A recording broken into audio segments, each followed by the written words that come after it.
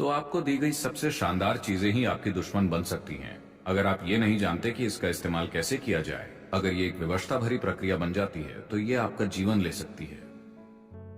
Technology ने हमारे जीवन को बहुत सरल बना दिया है। कितनी सारी चीजें आसान हो गई हैं और हमारा जीवन बेहतर हो गया है क्योंकि टेक्नोलॉजी ने हमारे जीवन में कई सारी चीजें ला दी हैं।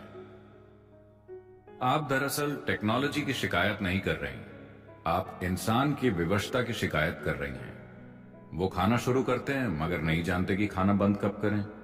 अगर वो पीना शुरू करते हैं तो वो नहीं जानते कि पीना बंद कब करें। तो वो जो भी करना शुरू करते हैं उन्हें मजबूरन उसकी लत हो जाती है।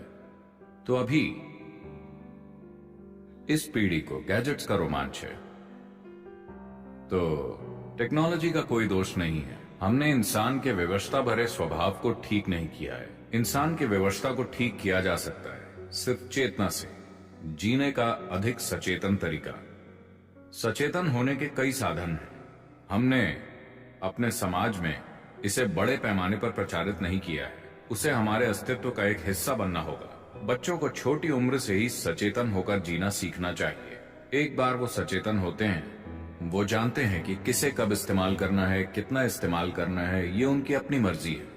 जहां तक रेडिएशन का सवाल है, आपको समझना चाहिए कि शायद ये ऐसा ही है जैसे हम शुरू में सोचते थे कि जो लोग सिगरेट पीते हैं सिर्फ उन्हें ही नुकसान होता है, मगर फिर हमें पता चला कि सिगरेट पीने वाले के मुकाबले आसपास के बाकी लोगों को ज्यादा नुकसान हो सकता है। तो इसी तरह शायद आपके आसपास कोई और टेक्नोलॉजी का इस्तेमाल कर रहा है। आपके घर में वाईफाई है, आपके आसपास सभी लोग सेलफोन इस्तेमाल कर रहे हैं, तो आप उस रेडिएशन से नहीं बच सकते। Yes, it has some consequences. हाँ, उसके कुछ नतीजे होते हैं, मगर साथ ही वो जीवन को जितना सरल बनाता है, हम कुछ हद तक उससे समझौता करने को तैयार होते हैं। मगर आप टेक्नोलॉजी का इस्तेमाल किस सीमा तक करना चाहते हैं, ये आपकी अपनी मर्जी होनी चाहिए। अब सोशल मीडिया पर आते हैं। सोशल मीडिया को संभालना एक जीवित समाज को संभालने से कहीं आसान है। जब जीवित समाज मौजूद था, आपके दोस्त, आपका परिवार, आपकी सास, आपके पति, पत्नी, ये वो हर चीज जब वो आपसे चिपकते थे तो आप उन्हें हटा नहीं सकते। अगर सोशल मीडिया आपको पसंद नहीं आता तो आप अपना फोन बंद कर सकते हैं। तो मेरे ख्याल से आपसी संपर्क का ये माध्यम आपको समाज से संपर्क के पुराने तरीके से कहीं अधिक आजादी देता है, क्योंकि अगर आप शहर में ढेर सारे दोस्त बनाते रहे तो आप कई तरह से उलझ जाते थे। आज आप सिर्फ मैसेज भेजकर दोस्त बना रहे हैं। जब आप नहीं चाहते तो आप अपना फोन बंद कर सकते हैं और काम हो गया।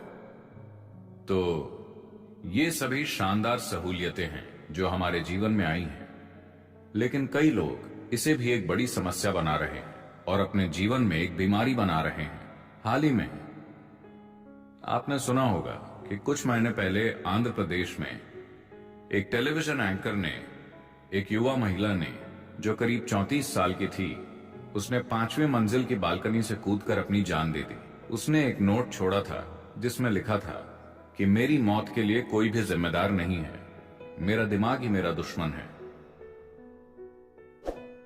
तो आपको दी गई सबसे शानदार चीजें ही आपकी दुश्मन बन सकती हैं अगर आप ये नहीं सीखते कि उसका इस्तेमाल जिम्मेदारी के साथ कैसे किया जाए। ये हर चीज के लिए सच है, सिर्फ आपके हाथ में मौजूद गैजेट्स के लिए ही नहीं। ये सच है आपकी कार के लिए, आपके भोजन के लिए, आप जिन भी चीजों को अपने जीवन में उपयोग कर रहे हैं उनके लिए, और इसमें आपका दिमाग भी शामिल है। अगर आप ये नहीं जानते कि इसका इस्तेमाल कैसे किया जाए, अगर ये एक विवशता भरी प्रक्रिया बन जाती है तो ये आपका जीवन ले सकती है।